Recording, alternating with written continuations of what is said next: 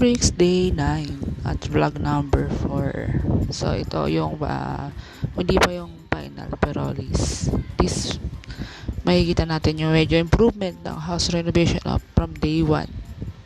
So come on, let's visit now. Okay, this is day 9. Okay, so nasa kitchen area tayo. Inayos yung lababo nila. So, pinturado na, no? Kita nyo naman yung improvements, so. Okay.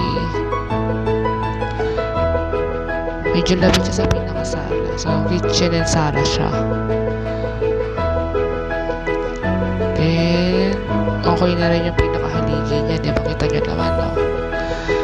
Halos ang laki na difference. So, ikot tayo. Konting ayos na lang to eh. Ito yung lusutan niya. Lusot tayo ulit. Yung ginagawa yung CR nila. Ayan.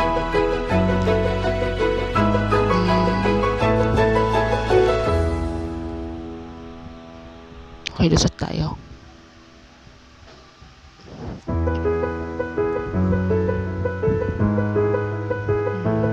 Kina-tiles pa lang siya. Ayan.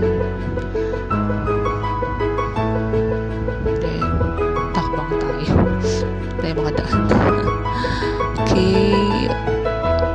Ganda sa mata ng kulay, no? Dito yung small room nila.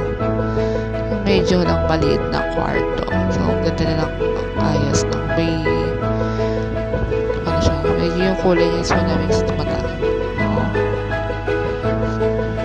So, buksan natin ito pinto na to. Pasok tayo. So, open susumin. Okay. Yeah. Ay, lusot din. Kilig. So, parang umikot tayo pang kwarto to. Ito yung sala nila ulit. Okay, so, tara tayo sa amin ni Manong. Tara tayo sa loob. Okay. For 9 days, no, parang patapos na sila. Tiles na naayos na yung tiles nila, tapos kitchen area. Pasok tayo dito sa isang area nila. Okay, itong room na to, so sana may siguro tao. Okay, pasok tayo. Ito yung big rooms.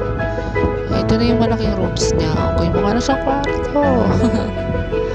Diba? Napakaluwag. Tapos ito na natin yung likod. Likod na ito.